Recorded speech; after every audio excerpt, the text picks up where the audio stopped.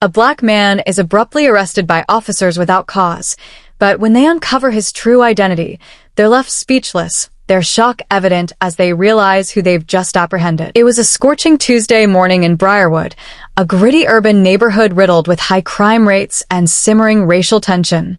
The sun barely managed to break through the haze of a city, but as it hit the cracked sidewalks, a glimmer of warmth spread across the streets. People hustled in all directions, some grabbing quick snacks from food trucks, others darting for the bus stop, and a few chatting with friends and neighbors. Briarwood was a place where the hustle never stopped, no matter the time of day.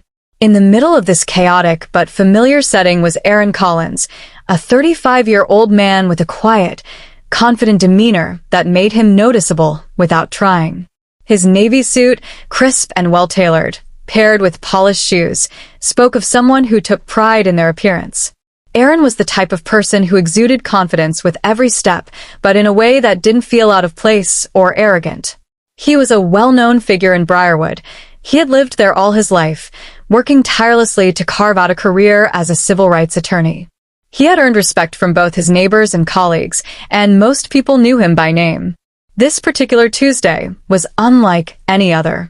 As Aaron walked past the old brick buildings on Elm Street, he noticed two officers walking toward him. Their expressions were tight, unreadable. Aaron had seen them patrolling the area before, but they had never approached him. Today, however, was different. They were heading straight for him. "Excuse me, sir," one of the officers called out, a burly man named Officer Hill. Aaron turned, sensing the shift in the air. Officer Hill's partner, Officer Lopez, lingered behind, his hand near his holster. Aaron's heartbeat quickened, but he remained calm. "Yes, officer?" Aaron asked, his voice steady.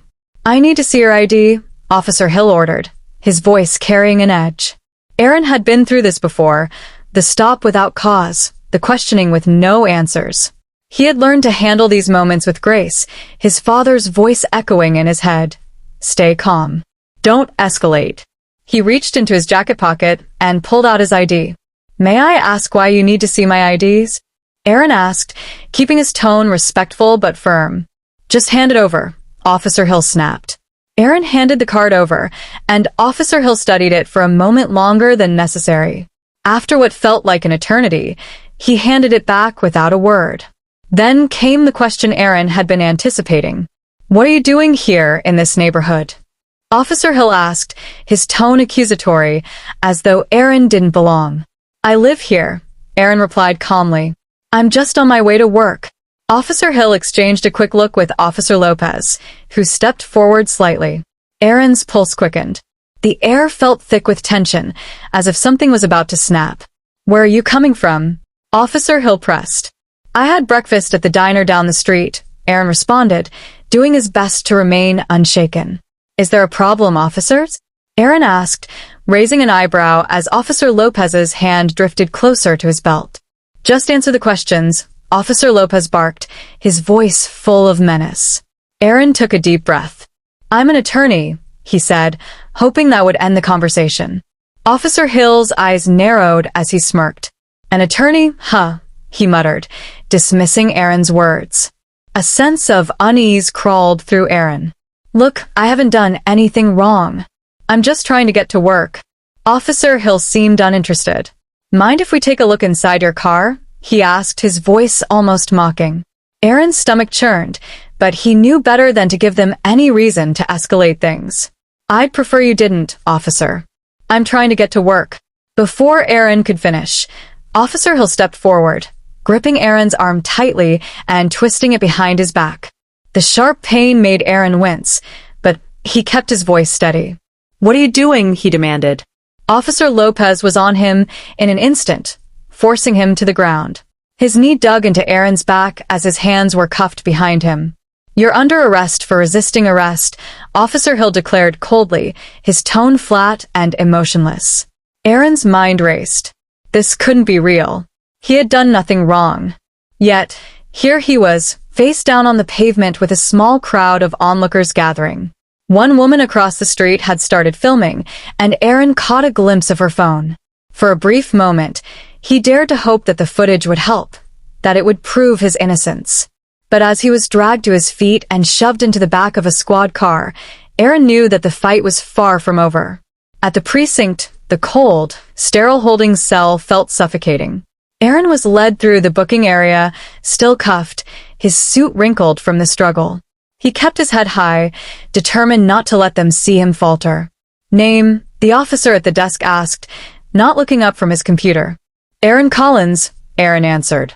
The officer typed it into the system, frowning when he saw the name. His expression shifted as he glanced at Aaron, then back at the screen. Something didn't seem right, but the officer didn't say anything. Instead, he motioned toward the holding cell.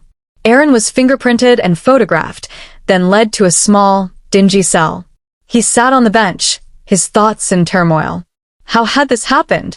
He had worked so hard to build a life, only to find himself here, trapped in a system that seemed intent on holding him down.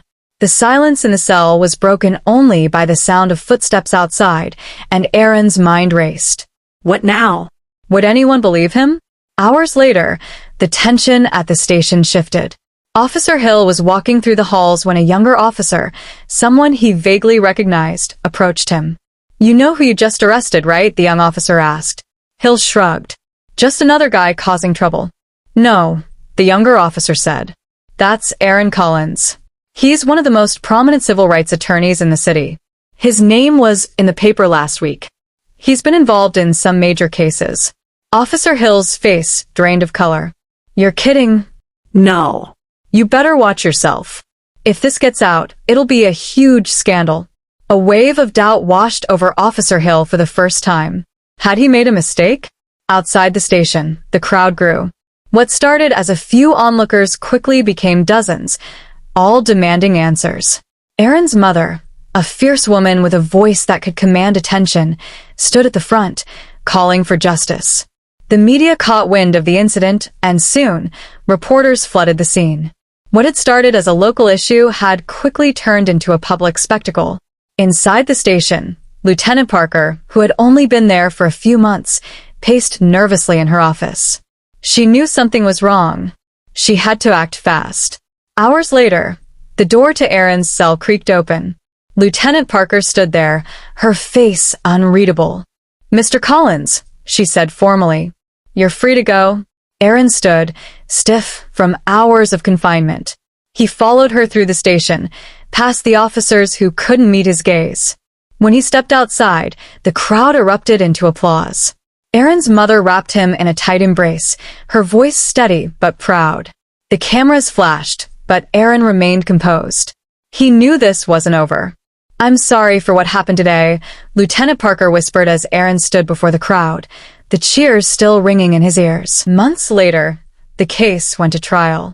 In the courtroom, Aaron sat calmly, his legal team at his side. The defense faltered under the weight of the evidence, the footage, the witness statements, the undeniable truth that Aaron had done nothing wrong. When the verdict was read, the courtroom erupted in cheers. Aaron had won. But for Aaron, the fight was just beginning.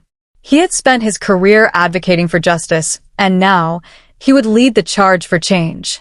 "Change takes time," he said, standing outside the courthouse, his supporters gathered behind him. "This fight is far from over, but I won't stop until we're all treated with the respect we deserve." As months passed, Aaron's work continued. He spoke at town halls, advocated for police reform, and pushed for systemic changes in Briarwood. His legal victory had sparked a movement, one that demanded change, accountability, and justice.